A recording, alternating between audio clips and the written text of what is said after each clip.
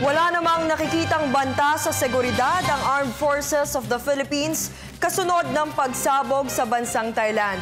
Sa kabila nito, tiniyak ng AFP na nakaalerto sila at patuloy na nakamonitor sa sitwasyon sa bansa.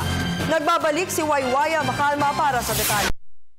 Siniguro ng hukbong sa natahang lakas ng Pilipinas na walang magaganap na spillover matapos ang sunod-sunod na pagsabog sa Bangkok, Thailand. Bagamat hindi pa ito nababanggit na isa itong klaseng pag-atake ng terorismo.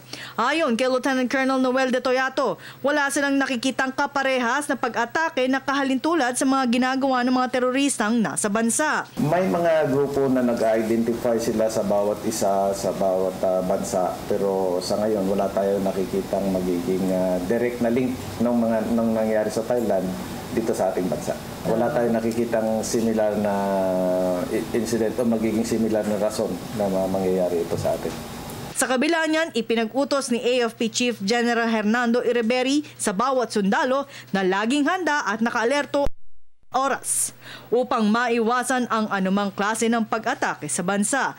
Kaya naman, humiling ng tulong ang militar sa publiko na ipagbigay alam na sa mga otoridad oras na may makita silang mga bagay na kaduda-duda. Ang ating Chief of Staff ay nag-utos na rin sa ating mga tropa to be extra vigilant, mapag-obserba sa pag-araw-araw nila na mga gawain para ma-prevent natin ang parehong sakuna na mangyari dito sa ating bansa.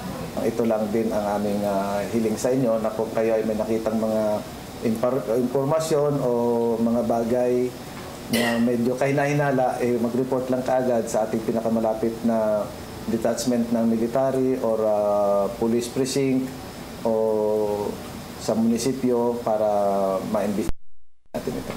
Nagpahatid naman ng pakikiramay ang AFP sa mga kaanak ng mga biktimang nasawi sa pag-atake. Para sa Telebisyon ng Bayan, ako si Waywaya Macalma.